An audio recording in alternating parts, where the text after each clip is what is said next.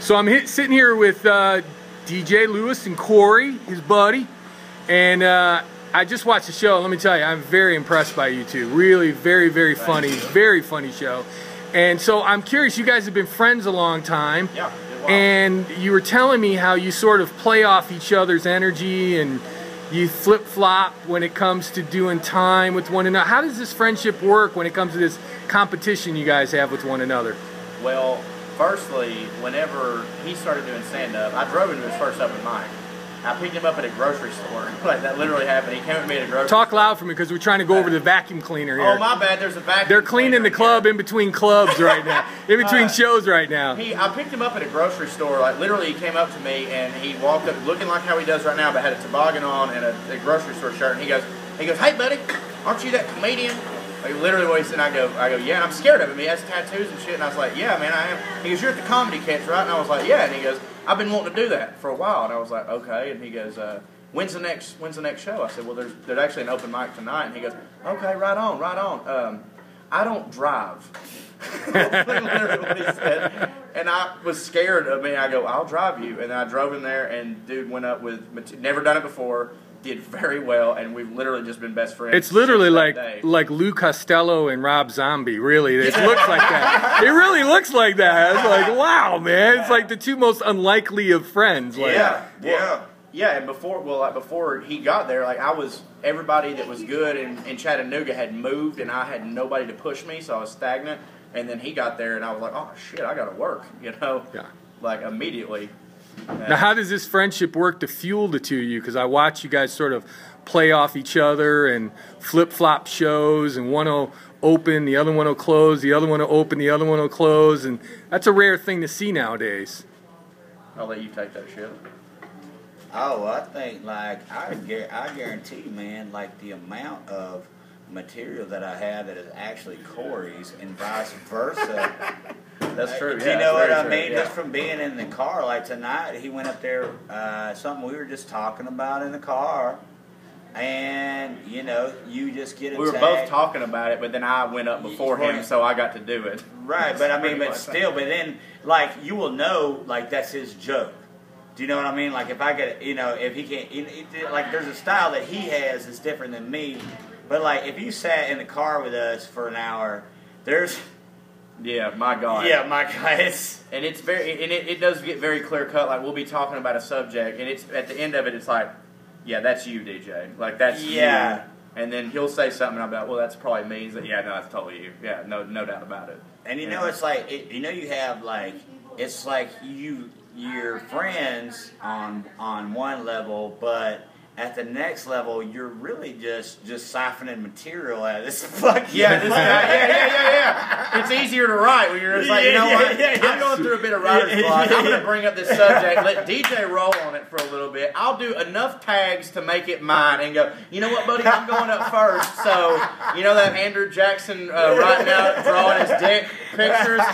I'm going up first, so, like, I'm doing it. Yeah, so real quick, we're getting ready to seat for a second show with you guys. So let me ask you this. Now, you're living in L.A. now, DJ, right? Back and forth. Back and forth, and you're still living in Chattanooga. Yeah. So how do you think this is how will this work for you guys as friends and creative partners in being this far from each other? Talking to each other. No, never. And it works out good for me because, like, I don't want to make it. I want a friend that makes it. Right? Because that's easier. Like, I want to be like, you know Alan Covert, Sandler's friend? Yes. That he just puts in everything? Yes. I'm very comfortable with that shit. Like, that's fine by me. If he wants to go So you wait for your pal to become a superstar so that you can just hang with him. He knows he's going to get that phone call. I know, I know. I'm not going to be funny enough to, like, do it on my own. So I'm going to have to call my buddy. Yeah, exactly. Like, he's going to be sitting there going, "This is a lot of pressure." Well, I know I can steal a bunch of Corey shit. Yeah. Well, he's in L.A. And he's in L.A. now, and that could happen. You know, he's son of anarchy. He's got a look that could actually really work, and that really it's a lot of luck in L.A. A lot of luck to happen in L.A. I look like I just lost the Ryder Cup. That's not really popular, you know. So here's my question I ask every comedian really quick. I think we have enough time. Do we have enough time? Sure we do. All right, so here's my question I ask every comedian. I'm going to ask you separately, all right? So if you could go back in time and give your younger show business self one piece of advice, what would that be? Quit drinking it so hard in front of club owners. Keep drinking, like, do you, son, it's fun, but, like, fucking wait till they leave, you know, like, don't act an ass and be a dumbass, because I assure you, I've lost more bookings based on, wow, he drank all the Jaeger, you know, more than I have, wow, he wasn't funny. Like, I was probably funny, but I'm more of a liability, and when I was young, because I started at 16, you know, I didn't give a shit. Wow, 16. Yeah, well, you know, I was 16. That's hard drinking at 16, man. It was insane, but that was, you know, that and quit giving a shit about other comics, I guess. That was really it, because, like, and that's good to look at somebody and go, be as good as them or use them as well. But you always start out with that mentality of, like, why are they getting work? I'm funnier than them. Right. Quit with that bullshit, because it doesn't matter. Like, I've been doing it for 10 years. I still say to this day, it doesn't matter if you're funnier. Somebody's going to get a break, and just thank God that there are breaks to be given. Don't give a shit that you didn't get it. Just be thankful that maybe one day you will. That's what I would tell 16-year-olds. Cool. And what's yours? Story. What's yours to your younger self, DJ? Well, the drinking and the drugs, definitely. Stay away from that. Don't bang every whore that comes around. Yeah, don't do that. Basically, not every whore, but not every like, whore, yeah. Is there a number, a ticket system that you actually use on that? Basically, what every comic needs to do is, like, find a foundation. And, like, if you want to be a comic, get a girlfriend who's awesome. Don't get a shitty girlfriend. And don't get a girlfriend that knows you're a comic either. Get a girlfriend outside of comedy. Word. You know what I mean? Do that. I'm lucky enough to have one of those. And, but, like, don't drink, like, leave the drugs and alcohol alone. And what he was saying also is very important, is, like, don't worry about what the fuck's going on with a motherfucker.